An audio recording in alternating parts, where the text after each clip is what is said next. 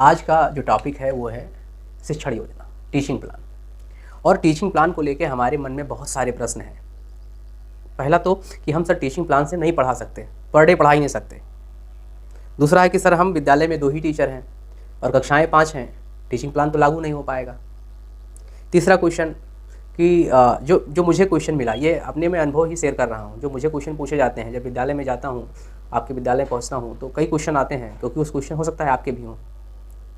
Child centred की बात करते हैं तो एक शिक्षक ने पूछा कि सर चाइल्ड सेंटर्ड है और हम रात में एक टीचिंग प्लान बनाया और सुबह लेके पढ़ाने के लिए बच्चों ने कहा कि हम इसको सर नहीं पढ़ेंगे चैप्टर आज, और हम क्योंकि बच्चों के अनुसार पढ़ाना होता है, तो उस कंडीशन में हमारी टीचिंग प्लान तो बेकार हो गई। ठीक है, तो टीचिंग प्लान और सर बनाना भी संभव नहीं है कि सर 5 क्लास हमको पढ़ानी है और 5 क्लास के 5 टीचिंग प्लान अगर बनाएंगे तो 4-5 घंटे लग जाएंगे। ठीक है, इस तरह के क्वेश्चन है। लेकिन यहाँ पे 2 तरह के गुट बन जाते हैं कि कुछ लोग तो कहते हैं बिना टीचिंग प्लान के पढ़ाना संभव ही नहीं है, जिसमें कुछ शिक्षक साथी कहते हैं, ARP कहते होंगे, SRG कहते हैं, BO BS से अन्य उच्च स्तर के अधिकारी भी कहते हैं कि बिना टीचिंग प्लान के नहीं पढ़ाया जा सकता। शिक्षाविदों ने भी कहा है, जिन्होंने अच्छा खासा टीचिंग प्लान पे रिसर्च किया है, अच्छा खासा एक टाइम दिया है कि टीचिंग प्लान जरूरी है या नहीं जरूरी है, उनका भी मानना है कि टीचिंग प्लान के बिना हम नहीं पढ़ा सकते। हम जो सफलता प्राप्त करना चाहते हैं वो नहीं कर पाएंगे बिना टीचिंग प्लान के। ठीक है, और ये ज़रूरी है। मुझे भी लगता है कि एक टीचिंग प्लान, जिससे कोई भी कार्य करना है हमको, अगर उसमें सफलता हमें प्राप्त करनी है तो प्लान बहुत ज़रूरी है। ठीक है, और एक अच्छा प्लान, तो सीधे सी बात है यहाँ पर भी टीचिंग के लिए भी, अगर आपकी टीचिंग सफल होगी, और सफल कब होगी, जो उस टीचिंग में जो स्किल है, जो हमें सिखाना है बच्चों के अंदर, अगर हम उसको पहुँचा पाए, बच्चा अगर सीख पाया तो हमारा टीचिंग सफल है, न तो नहीं। अब सवाल है कि टीचिंग प्लान के लिए हमारे पास एक पीरियड के लिए समय होता है 40 मिनट, 45 मिनट, 50 मिनट। अगर उसमें हमने पहले से योजना नहीं बनाई कि हमें बच्चों के कौन सा जो है उसमें हम गतिविधि कराएंगे, कौन सा हम उसमें संसाधन यूज करेंगे, कौन सा TLM यूज करेंगे, ठीक है, और कैसे हम बच्चों के अंदर जो है चुनौती देंगे, ठीक है, कैसे हम उसको जो है उस टॉपिक को लेकर रोचकता कैसे पैदा करेंगे, कैसे उसको हम समुदाय जो उसके पूर्व ज्ञान है उससे कैसे उसको कनेक्ट करेंगे, ये सारी चीज़ें अगर हम पहले से अगर प्लान नहीं बनाया, ठीक है, तो फिर हमें लगता है कि टीचिंग वो 40-50 मिनट में संभव नहीं है और सफल भी नहीं हो सकती। इसलिए टीचिंग प्लान जरूरी है। ठीक है, जो ये मानते हैं, जिन गुट का ये मानना है कि टीचिंग प्लान के बिना संभव नहीं है, तो वो शायद टीचिंग प्लान को लेके दिमाग में उनमें कुछ कन्फ्यूजन है। तो आज हम उसी पे बात करेंगे। और एक बार हमें लगता है कि अगर ये अगर टॉपिक को हमने एक हेडिंग को हमने इसमें जो इंपॉर्टेंट जो बिंदु है उसको अगर समझ लिया, तो हमें टीचिंग प्लान से पढ़ाना, हमें लगेगा कि अब टीचिंग प्लान से ही पढ़ाएंगे और हमारे लिए आसान हो जाएगा। ठीक है, टीचिंग प्लान का मतलब नहीं एक अच्छा सुंदर सा रजिस्टर में खूब बढ़िया हेडिंग डाल के सुंदर सी राइटिंग में लिखा जाए, उसमें स्टिकर लगाए जाए। मैंने जो देखा है स्टिकर लगाए जाए, रंग बिरंगे उसमें स्टिकर लगे होते हैं, वो टीचिंग प्लान का, ऐसे टीचिंग प्लान का कोई मतलब नहीं है। अगर आप एक रफली अगर बनाएंगे, डॉक्टर की राइटिंग में मैं कई बार कहता हूँ, एक रफली अगर बनाएंगे, लेकिन इंपॉर्टेंट अगर पॉइंट उसमें है कि लर्निंग आउटकम हमारा क्या है, TLM हमारा क्या है, उसमें कौन सी एक्टिविटी कराएंगे, ठीक, कब कितने जो है उसमें अवलोकन कैसे करेंगे, ठीक है, उसमें जो है कहाँ पे गृह कार्य हम कैसे देंगे, ठीक है, कहाँ पे कौन सी एक्टिविटी करेंगे, ये अगर एक रफली बना लिया तो वो टीचिंग प्लान बेस्ट है, तुलना जो बहुत सुंदर दिख रहा है। ठीक है, तो अब हम समझते हैं कि टीचिंग प्लान में क्या क्या चीज़ें हो।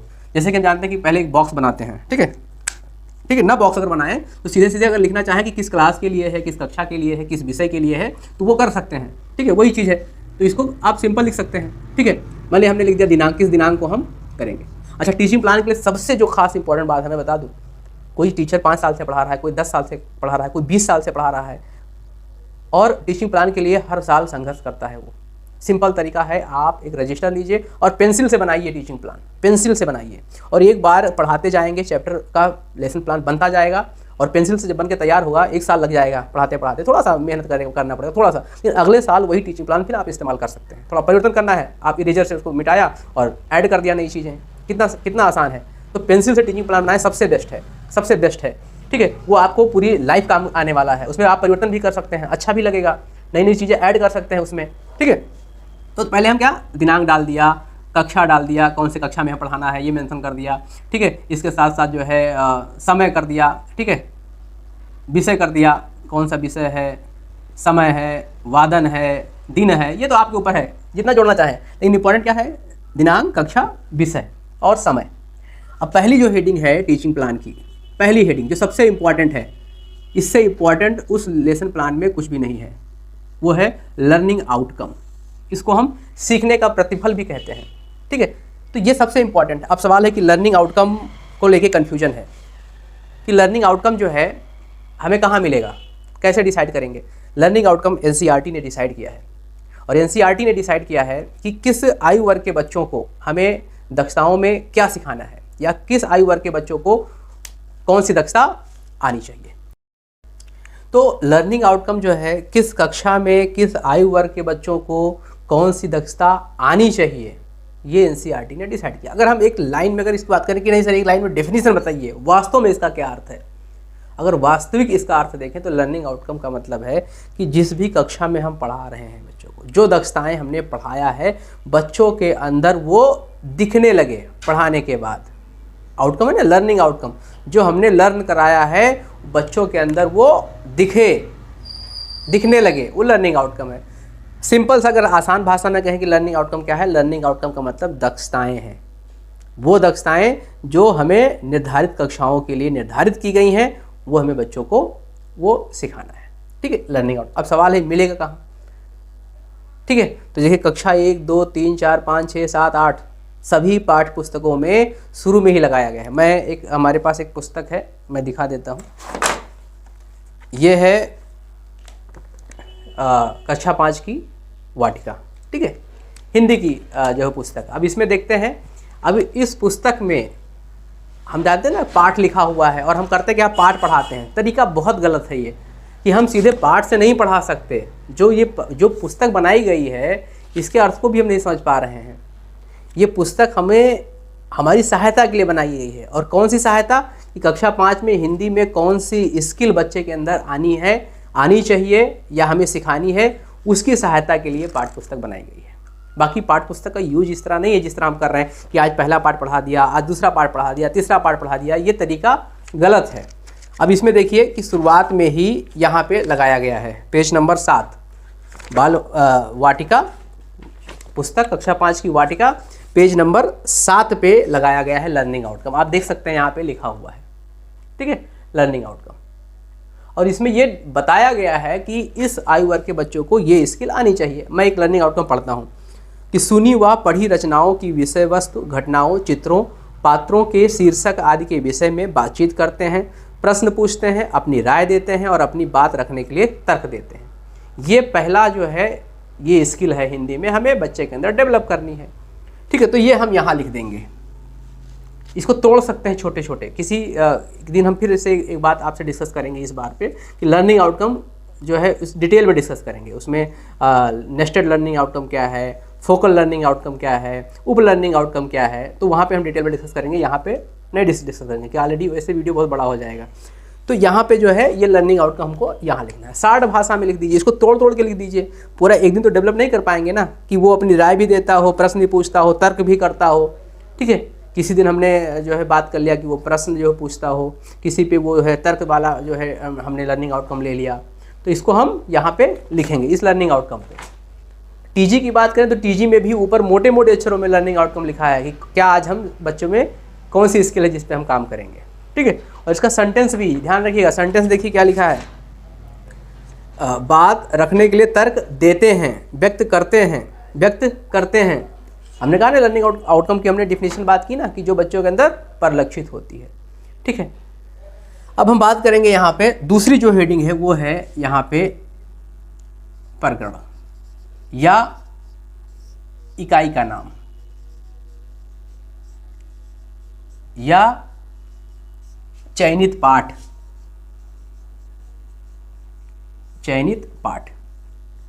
ठीक है, यहाँ पे समझने की आवश्यकता है। अगर ये समझ गए तो इसका मतलब पाठ्य पुस्तक का यूज कैसे करना है वो भी आ जाएगा। हमने कहा कि इस किताब से हमने क्या उठाया, पहला लर्निंग आउटकम लिया। शिक्षक को सबसे पहले लर्निंग आउटकम ही देखना है, फिर आगे हम पाठ देखेंगे। अब इस लर्निंग आउटकम को डेवलप करने के लिए, इस लर्निंग आउटकम बच्चे के अंदर डालने के लिए हमें कौन से पाठ का चयन करना है। अब वहाँ से आप पाठ का चयन करिए। ये जो पाठ लगाए गए हैं ये हमारी सहायता के लगाए गए हैं, शिक्षक की सहायता के लगाए गए हैं कि कैसे वो उस स्किल को डेवलप करेगा, इसमें लगाया है। अब कहानी के बारे में कि चित्रों पात्रों के बारे में बात करता हो, प्रश्न पूछता हो, राय देता हो। अब कोई भी कहानी इसमें से उठा लीजिए, जरूरी नहीं कि पहला दूसरा ही चैप्टर हम उठाएं। यहाँ पंचपरमेश्वर कोई भी कहानी भी ले सकते हैं। अगर आप जानते हैं, अगर हमें पता है कि उस कहानी से, उस पाठ से ये चीज़ें बच्चों के अंदर आ जाएंगी, तो आप वहाँ से उठा लीजिए। ठीक है, उस कहानी को। ठीक है, मान लिया 3 सवाल हैं और ये चैप्टर जो है 9, और इस कहानी से हम वो डेवलप कर पाएंगे, तर्क करना डेवलप कर पाएंगे। तो क्या डालना है इसमें, 3 सवाल यहाँ लिख देना है, 3 सवाल पाठ का नाम। और यही तो शिक्षक डायरी में भरना होता है। आप वहाँ देखिए यही सब शिक्षक डायरी में भरना है। वहाँ भी लर्निंग आउटकम और चयनित पाठ का नाम भरना होता है। एक कॉलम में 2 चीज़ें भरनी है कि लर्निंग आउटकम व चयनित पाठ है, चयनित पाठ व लर्निंग आउटकम नहीं लिखा। इसीलिए इसका ये प्रकरण पहले ये होता नहीं कि प्रकरण पहले आएगा कि लर्निंग आउटकम, ये भी उल्टा नहीं कर सकते, पहले चयन पाठ का नहीं कर सकते। करना है तो कर लीजिए, कोई इसमें दिक्कत नहीं है, ठीक है। लेकिन आपको जो सबसे इंपॉर्टेंट बात है कि हमें शुरुआत इधर से करनी होगी, हमें लर्निंग आउटकम पहले लेना ही लो। किसी भी कक्षा में, किसी भी विषय में, आप सभी किताबों को उठा के देखिएगा, सब में लगा हुआ है लर्निंग आउटकम। वो स्किल बताई गई है कि जी विज्ञान का उठा लीजिए कि विज्ञान में कक्षा 6 का विद्यार्थी है, उसको कौन सी स्किल आनी चाहिए, वो लगाया गया है लर्निंग आउटकम के रूप में पहले ही, ठीक है। इसको हमें समझने की आवश्यकता है। और जो तीसरी हेडिंग है वो है आवश्यक संसाधन। आवश्यक संसाधन यानी कि TLM। इस स्किल को विकसित करने के लिए, इस जो है स्किल को बच्चों को सिखाने के लिए हमें कौन से TLM की आवश्यकता होती है। और ये बहुत इंपॉर्टेंट है TLM। हम कहते हैं कि 99% जो है टीचिंग प्लान में, 99% क्लास के शिक्षण में इसकी आवश्यकता पड़ती और होनी चाहिए। अगर ये नहीं यूज कर रहे हैं तो ये सोच रहे हैं कि ये ऊपर से आदेश है TLM का यूज करें, नहीं, ये भूल जाइए आप। ऊपर से आदेश नहीं है। अगर TLM का यूज नहीं करेंगे तो हमें कठिनाई होगी। हम खूब मेहनत करेंगे, पसीना बहा देंगे और जो चाहेंगे, जितना चाहेंगे उतना जो है बच्चों के अंदर नहीं पहुँचेगा। और TLM करेंगे तो बहुत आसानी से पहुँचेगा, अस्थाई भी होगा। तो ये हमारी सहायता के लिए है। हम क्यों इस चीज़ को कह रहे हैं कि नहीं TLM का यूज नहीं हो पा रहा है, ठीक है। तो TLM हमें जो है हर हाल में, हर टीचिंग प्लान में उस जो है लर्निंग आउटकम के हिसाब से हमें यूज करना है। कोई जरूरी नहीं कि चार्ट पे बना हो, आप कुछ भी आपके ऊपर है कि उस स्किल को कैसे सिखा पा सकते हैं, कौन सी यूज हम कर सकते हैं, कौन सी ऐसे वस्तुओं को यूज कर सकते हैं। TLM तो वही है। TLM का नहीं एक सुंदर सा चार्ट बनाया, ठीक है। पढ़ाना हमें मिट्टी के बारे में है, पढ़ाना हमें पौधे के बारे में, तो पौधे का चार्ट बना लिया, वो TLM नहीं है। वो TLM है भी तो वो बेकार है। अगर पौधे पढ़ाना तो सीधे पौधे को पढ़ाओ ना, छोटा सा पौधा ले आइए, जड़ तना पत्ती उसको बताइए वहाँ पे, उसका जो है चार्ट बनाने की आवश्यकता नहीं है। हमने देखा कि भोजन के बारे में पढ़ाना है तो भोजन का चार्ट बना लिया, स्रोत लिख दिया उसके। यहाँ तक कि बहुत स्कूलों में देखा उसकी पेंटिंग बनी हुई है, बाला पेंटिंग में कार्बोहाइड्रेट के स्रोत, प्रोटीन के स्रोत, रोज MDM बनता है। हम बच्चों को वहाँ रोज डिस्कस कर सकते हैं और 5 से 6 दिन अगर डिस्कस कर लिया, 1 से आगे 8 तक, तो वो सारा चैप्टर जहाँ जहाँ है सब हमने पढ़ा दिया, ठीक है। MDM खाना बन रहा है, बच्चे खाना खा के आते हैं। TLM तो वही सीधे TLM, ठीक है। तो TLM का मतलब है कि आपको वहाँ से ये सोच के निकालना है कि ऐसी कौन सी ऐसी वस्तुएं हैं इसको सिखाने के लिए जो बच्चे आसानी से सीख जाएं और ये अस्थायी हो जाए, बच्चों के अंदर रोचकता भी बनी रहे, ठीक है। तो यहाँ पे हमें वो मेंशन करना होता है, ठीक है। TG में देखेंगे तो ऊपर ही लिखा हुआ है कौन से संसाधन इसमें यूज करेंगे, ठीक है।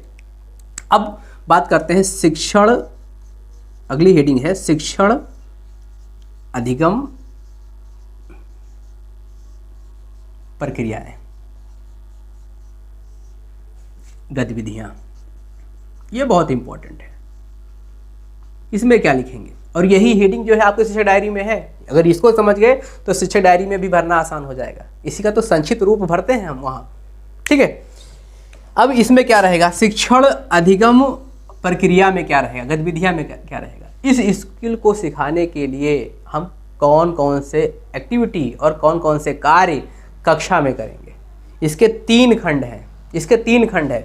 एक है शिक्षण के शुरुआत में, शिक्षण के प्रारंभ में, और इसमें हम समय देते हैं करीब 5 मिनट। अब ये 5 मिनट जरूरी नहीं, 5 मिनट कम भी हो सकता है, ज़्यादा भी हो सकता है, ये आपके ऊपर है। 5 से 10 भी हो सकता है, ठीक है।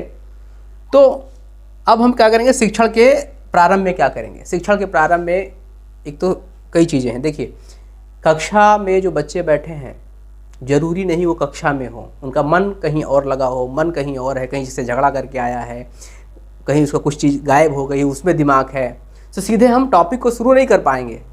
हम बच्चों को सहज करेंगे और सहज करने के लिए कोई आप एक्टिविटी करा सकते हैं, कोई कहानी सुना सकते हैं, कोई हाव भाव से अच्छी कविता सुना सकते हैं, ठीक है, इसमें करना होता है। शुरू में बच्चों को हम सहज करेंगे, सीखने के लिए वातावरण तैयार करेंगे, कक्षा का माहौल बनाएंगे, और इसके बाद हम जो हमारा टॉपिक है उससे संबंधित बातचीत करेंगे, प्रश्न पूछेंगे, बच्चे के अनुभव को भी लेंगे।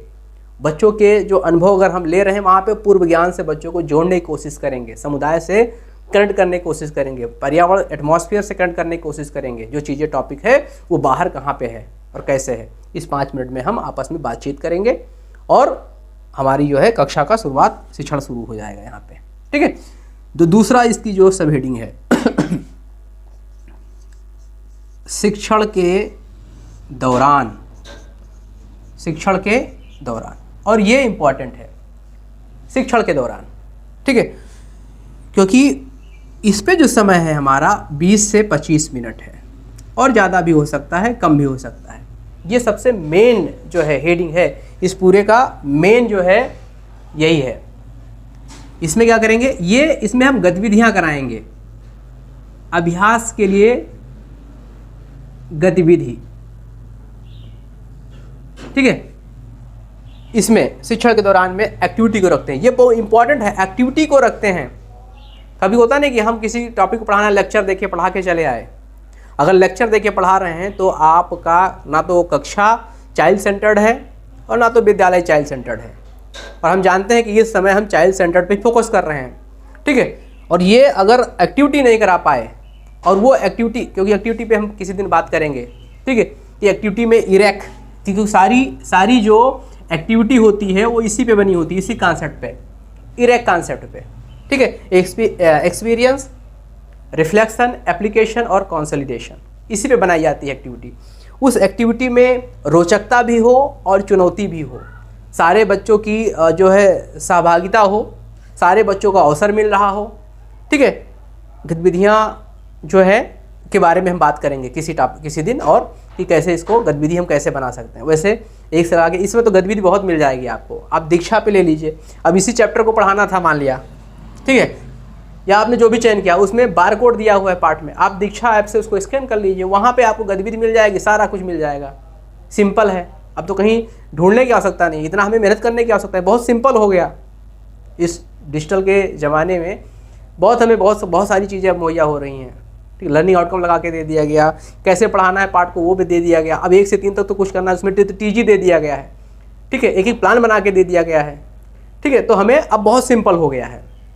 तो यहाँ पे गतिविधि कराएंगे हम, और गतिविधियों के ऊपर डिपेंड करेगा कि चाइल्ड सेंटर्ड। एक ग्राफ, अगर हम ग्राफ से समझते हैं, अगर हम एक ग्राफ अगर बनाएं, और यही बना लेते हैं छोटा सा, ठीक है, एक तरफ लिखे एक्टिविटी को मान लेते हैं एक्टिविटी, और एक तरफ लिखते हैं चाइल्ड सेंटर्ड। इसका ग्राफ ऐसे होता है, ठीक है।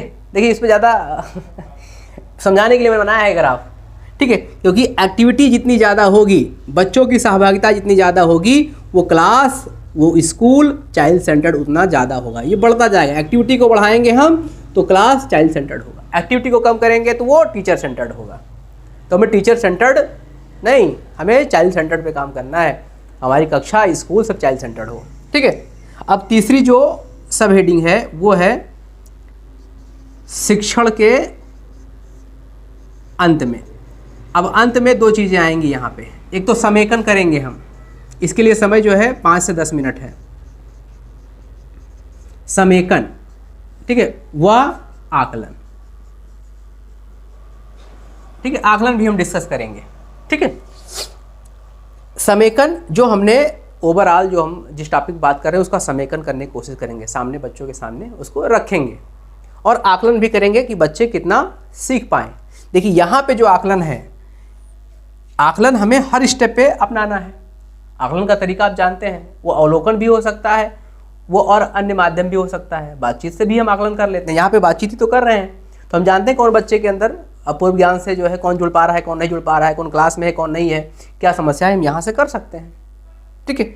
यहाँ भी आकलन कर सकते हैं, अभ्यास के दौरान आकलन कर सकते हैं। गतिविधि करा रहे हैं, कोई बच्चा कर पा रहा है, कोई नहीं कर पा रहा है, किसी की सहभागिता है, किसी की सहभागिता नहीं, वो टीचर आकलन कर रहा है, ठीक है, यहाँ पे भी आकलन करेंगे, ठीक है। और ये आकलन जो है, ये आकलन असेसमेंट फॉर लर्निंग है, सीखने के लिए आकलन है, और आकलन पे हम कंसंट्रेट नहीं हो पा रहे हैं। अभी आकलन हमारे यहाँ चल रहा है ना, आप खुद आकलन करिए बच्चों का। अगर निपुण के लिए आकलन कर रहे हैं तो आप हफ्ते में आकलन तो करते ही हैं, आप रोज़ आकलन तो करेंगे ना। कंटिन्यूस आकलन जो है, कंटिन्यूस जो असेसमेंट है, सीसी का जो कॉन्सेप्ट है, वो तो हमें हर जब पढ़ाते हैं तभी जो है उसको करते हैं, और तभी हम अपने जो है टीचिंग में हम सफल हो सकते हैं, अपनी टीचिंग को सुधार सकते हैं। और अगर आकलन नहीं करेंगे तो नहीं हो पाएगा। ठीक है, तो आकलन हमें हर स्थान पे करना है यहाँ पे। ठीक है, अब बात आती है अगली हेडिंग, अगर हम बात करें तो वो है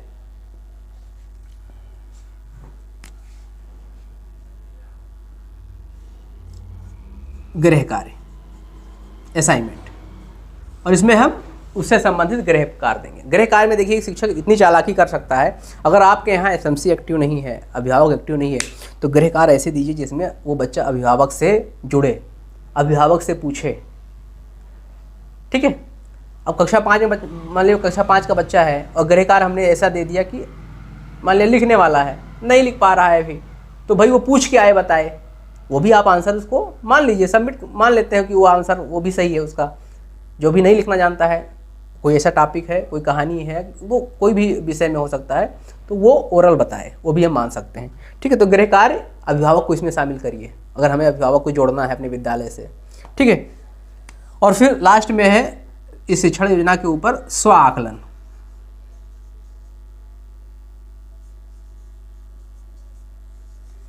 स्व आकलन, ठीक है, यहाँ पे शिक्षक पूरे इस टीचिंग प्लान का आकलन करता है कि आज हमने जो पढ़ाया, क्या कहीं पे कोई समस्या आई, कुछ बदलने वाला है, जो एक्टिविटी कराई, कौन से बच्चे थे जो नहीं सीख पाए, कौन से बच्चे थे जिनको अवसर नहीं मिला, जो नहीं जुड़ पाए।